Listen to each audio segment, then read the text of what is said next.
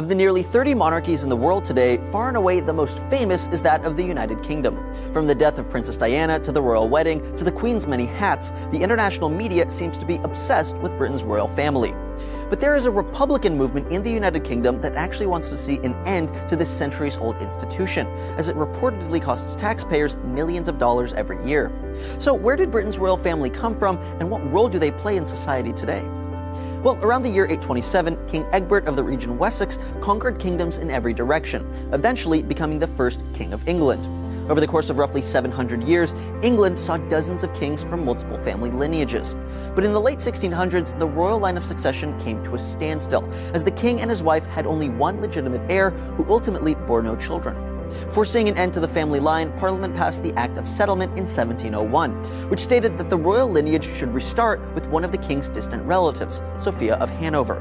Although Sophia ultimately died before inheriting the throne, her heirs took over the line of succession, beginning with her son, King George I, in 1714.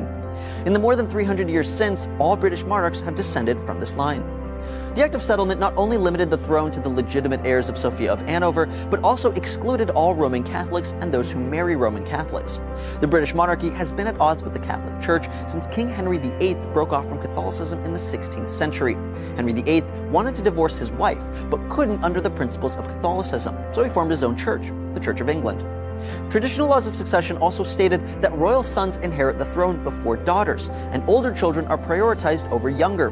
However, in 2011, Prime Minister David Cameron announced that all future monarchs would be able to marry Catholics and that future rulers would no longer be limited by the gender preference rule.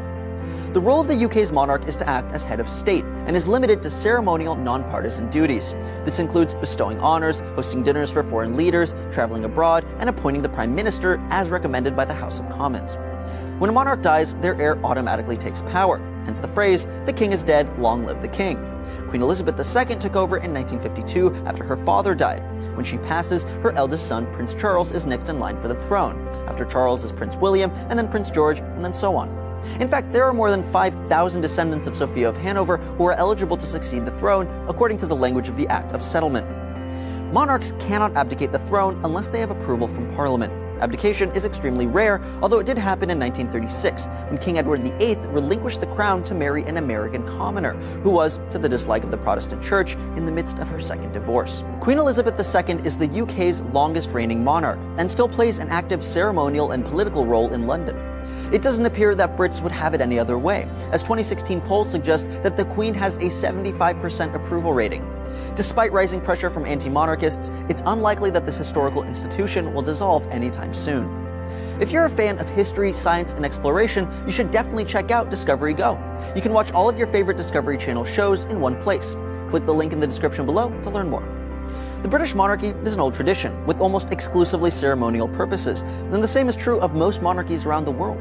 But why would so many countries maintain such a seemingly unnecessary and expensive tradition? Why do we still have monarchies?